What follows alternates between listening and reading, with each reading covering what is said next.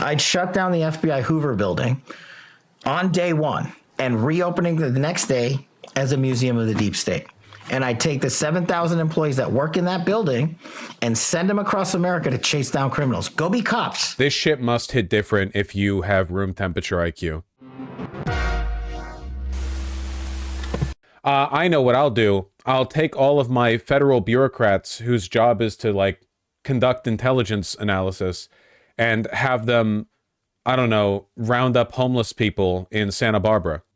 Who lied about American citizens, who helped Joe Biden rig presidential elections. We're going to come after you. Whether it's criminally or civilly, we'll figure that out. But yeah, we're putting you all on notice.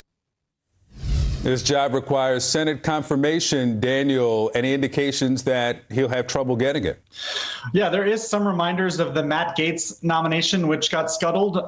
There's no scandals like that in Kash Patel's background. But I think Republican senators are getting some heartburn this morning because they'll have to either oppose Trump on this, and they don't want to give him a lot of black eyes because they already have to deal with Pete Hegseth.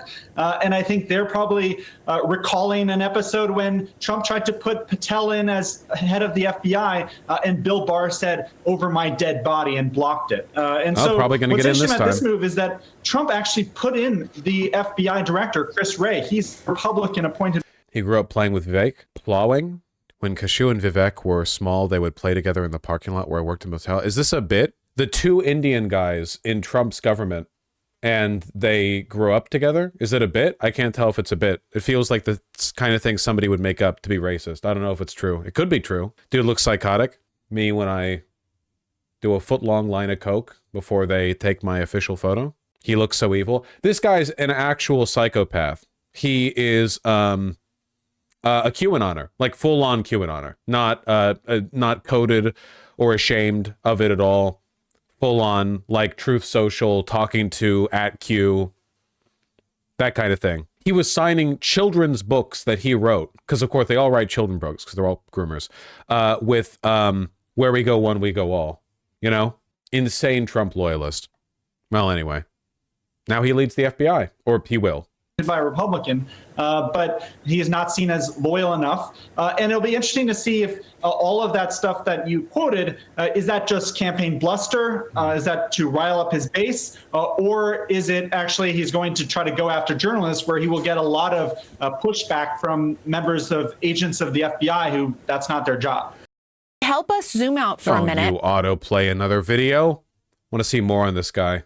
I'd shut down the FBI. This is what we just saw. That's fine. MSNBC, everyone's favorite news network that no one watches. President-elect Donald Trump has long accused Democrats of weaponizing law enforcement. But in yet another naked display of projection, Trump has gone and picked someone to lead the FBI who has pledged to weaponize that agency on his behalf. Mere minutes after we went off the air last night, Trump announced that his advisor, Kash Patel, is his pick to be the next director of the FBI. Never mind that current FBI director. The FBI is going to be so worthless when they get into power. No, not really. This guy literally wrote a list of people, their names, in his book, Government Gangsters, of people that he considers deep state officials. So he's probably just going to be attacking all of them. Members of the executive branch deep state. This list only includes current and former executive branch officials and is not exhaustive. It does not include other corrupt actors of the First Order, such as Congressman Adam Schiff and Eric Swalwell, so on and so forth. And it is literally just like a list, a hit list of people that he wants to go after. Director Christopher Wray, whom Trump appointed 7 years ago after firing James Comey over the investigation of Russian influence in his 2016 presidential campaign, has 3 years left in his 10-year term. Kash Patel is a former federal prosecutor who sat on Trump's National Security Council. Wait, I forgot that MSNBC is super boring. Hello, everybody. I'm Lisa Booth, along with Julie Banderas, Charlie Hurt, and Dr. Mark Siegel. Going and back this to is this the Big one. Weekend Show. We begin tonight with a Fox News alert. President-elect Donald Trump has just nominated Kash Patel for director of the FBI. Trump made the announcement on Truth Social just moments ago. During Trump's first term, Patel served as the chief of staff at the Department of Defense. So, Charlie, not too long ago... Not as interesting as the five. Yeah, but it was a surprise nomination, so the five weren't around for this one. Have to get on it immediately. That's why they're getting the Fox News alert. Donald Trump said that Kash's new book, talking about how he's going to completely eradicate the deep state, and also firings at the top ranks of the FBI would sort of be the blueprint for what he would want to do in his new administration. I mean, the deep state needs cleaning. The Department of Justice and the FBI also need some firings and some reform as well. So what do you think he'd be able to accomplish as FBI director? Yeah, well, obviously Kash Patel has a unique observation and history with the FBI. He has been on all sides of the FBI. He, working for Devin Nunes in Congress, of course, had oversight of the FBI and made life difficult for them. But that was, of course, before he realized just how corrupt the FBI is. He's also been a target of the FBI. Do you know about Kash Patel's weird children's song about the persecution of Trump? No, but I guess I'm probably about to. And yeah, it's pretty par for the course. A lot of these right-wing grifters, and Kash Patel isn't just like a straight-laced government official or anything like that. I mean, he's actively participating. He's basically like a pundit, like a content creator. You know what I mean? Like, he occasionally dabbles in government, but for the most part, he's just in it for himself to like get attention. Yeah, I remember this. The plot against the king, and it's Hillary Clinton. Yeah, it's Hillary Clinton trying to take down the good king Donald Trump. See, that's Trump. Patel uses 4chan. It's enough. First of all, this is grooming. Second of all, yeah, it's another like fit in the soy right? They're up there with Vivek, Elon, and JD Vance, whoever or wherever he is, where they are so immersed in their insane right-wing culture that they're true believers, essentially. And the reason he was a target of the FBI is because he pressured the release of information exposing that the FBI had illegally spied on President Trump's campaign and during his presidency. And the idea that this was only in Washington would this be shocking.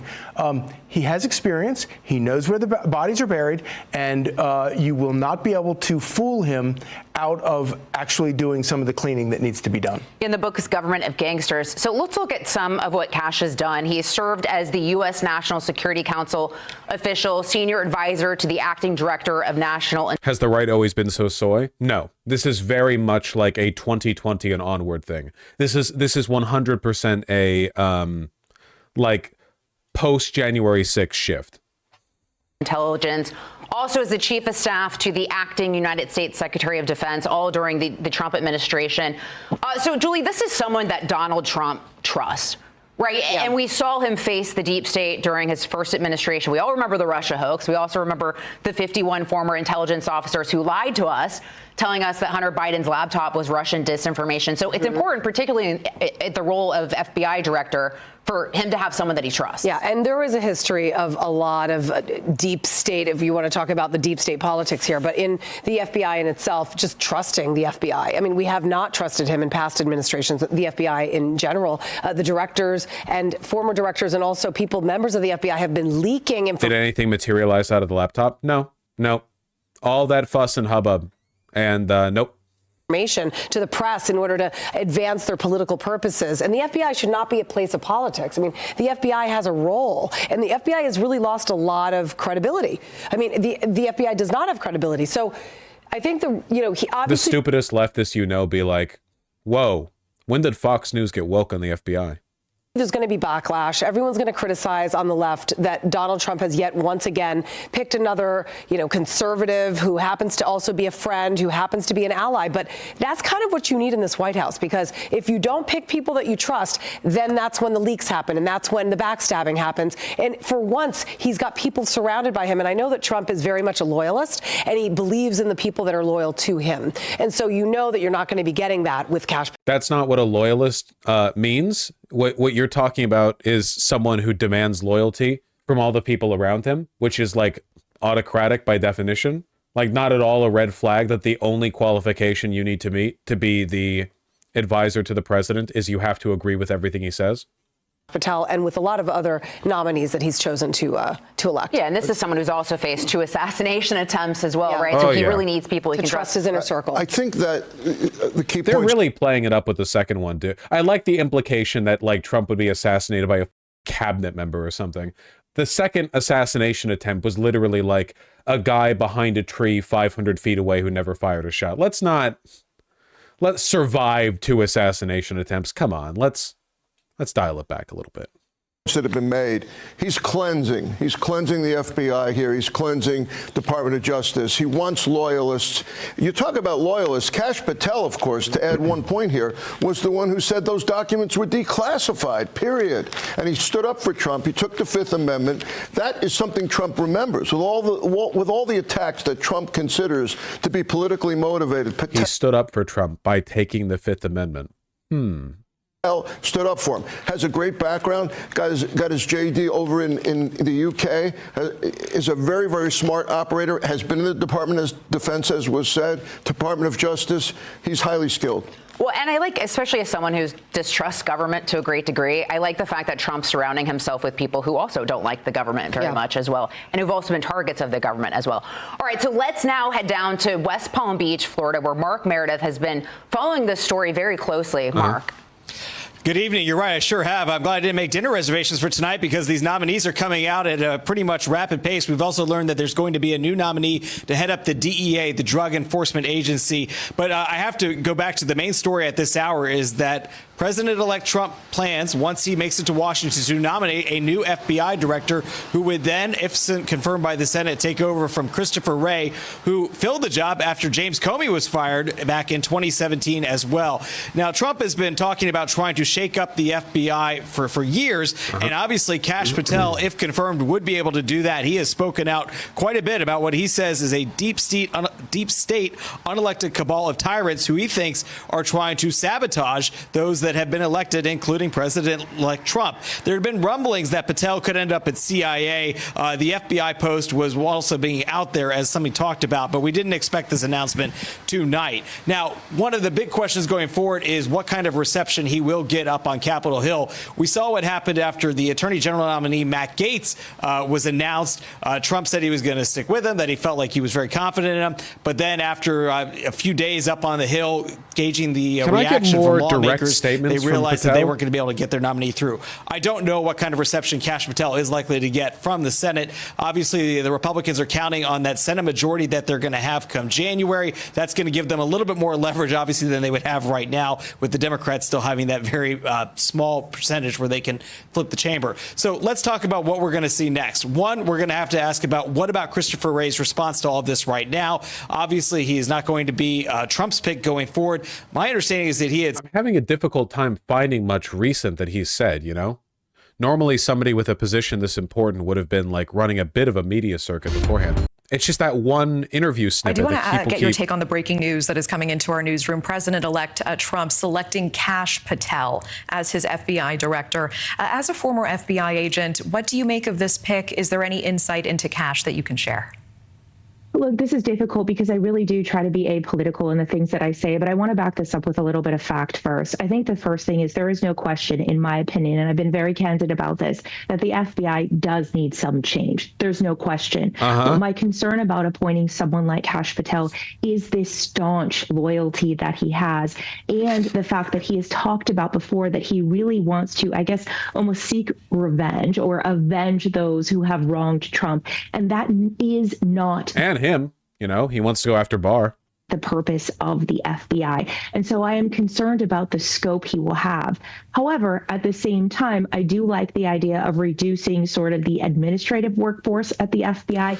I genuinely think that since the only qualification for being a Trump cabinet pick is loyalty, the main line of argument that you should be using against conservatives is, wow, that's great. How will this make things better for the American people? You know, because it seems like the only thing Republicans are interested in talking about right now is how like epic and base this great day of retribution will be. Okay, like, do you want to make things better for the American people? What are they going to do? How will things get better for people? You know, they seem to get angry when you ask this because they know that's not what they care about. Here's something. Oh my God. This eye-opening story from Politico. This is before reporting the that Justice Department officials are ready to quit. Warm welcome to the show. Former Trump White House National Security Council official, the author of the best-selling book, Government Gangsters, Kash Patel. Kash, it's your debut. Absolutely horrendous suit fit. Jesus Christ. Worsted wool with a formal suit, no tie, unbuttoned. And look at the hem on these pants, man. You can see sock even on the leg that's at rest. Yeah, I mean, it's a tacky cover, but also the fit, horrendous. You here, we were so excited to talk to you. Cash, what do you make of what Politico is reporting? Can you tell us what's... Also, this guy really does look like a psychopath, doesn't he? Jesus Christ. So excited to talk to you. Cash, what do you make of what Politico is reporting? Can you tell us what's really been going on inside the Justice Department when it comes to Democrat abuses of power? What an auspicious day to make my debut. We are the home of the free because of the brave. Happy Veterans Day to everybody.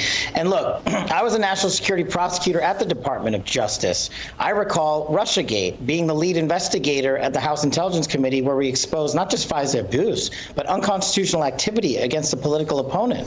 Where was the outcry then? Where's the outcry from the career officials since, when Christopher Wray and the FBI illegally surveilled 275,000 Americans in 1 year alone? The reforms have not been implemented by these career officials. And let's reflect back on the Trump administration and his time in DOJ. He didn't seek retribution or revenge against anybody. He wanted to follow the Constitution and the law singularly and have it applied equally to all.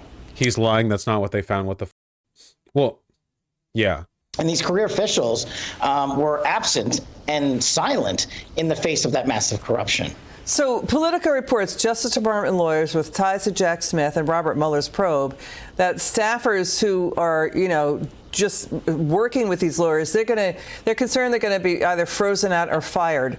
Won't it depend on his attorney general pick, if it's Senator Mike Lee, former DNI John Ratcliffe, or Ken Paxton? Look, those conversations will have between the president and the AG, but I just want to point out a legal principle that the Department of Justice has issued for 50 plus years, that it is in violation of the executive branch and the judicial and executive judiciaries to commingle investigation of a sitting president. That wasn't a decision by Donald J. Trump. That was a decision by the Department of Justice. That's not a decision by an attorney general. That's one. Why do all these fascists sound so whiny, like Tucker and the stupid bald guy? Unironically, because they're weak men.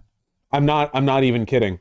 There's a reason why, if you compare a lot of these guys to the like old guard Republican neocons, the establishment guys who kind of succeeded on their own terms, they don't usually grow up with a grievance. If you grow up with a grievance, if like all the time you're thinking about like, well, the society's, but if I make it this way, like, there's a very real risk of you turning into this kind of guy. It's like incel syndrome, but in a broader political context. Elon is like the perfect exemplification of this, which is why he comes off insanely uncharismatic and weak and whiny. Not to say neocons are necessarily bad. Well, no, actually, neocons are a far stretch better than guys like this. This guy is a lunatic. In which the Department of Justice has adjudicated that it would violate the separation of powers clause for a sitting DOJ to investigate a sitting president. They are simply following established law. Cash, how bad was this Biden White House in terms of lawfare abuses and government corruption? Whatever, man. We'll be seeing plenty of him in the near future. He likes Fox Business. I love the mainstream media, man. Why economists hate Trump's tariff plan. Way to kowtow to the narrative of the right. The tariff plan isn't bad because a bunch of like needly little Poindexter economists disagree with it. It's because it's objectively bad. Like it's essentially economic law, you know? Vivek Ramaswamy has a different vision for Trumpism from J.D. Vance. Wow, thank you. That's New York Times, not Wall Street Journal, but you know, they love laundering the narrative.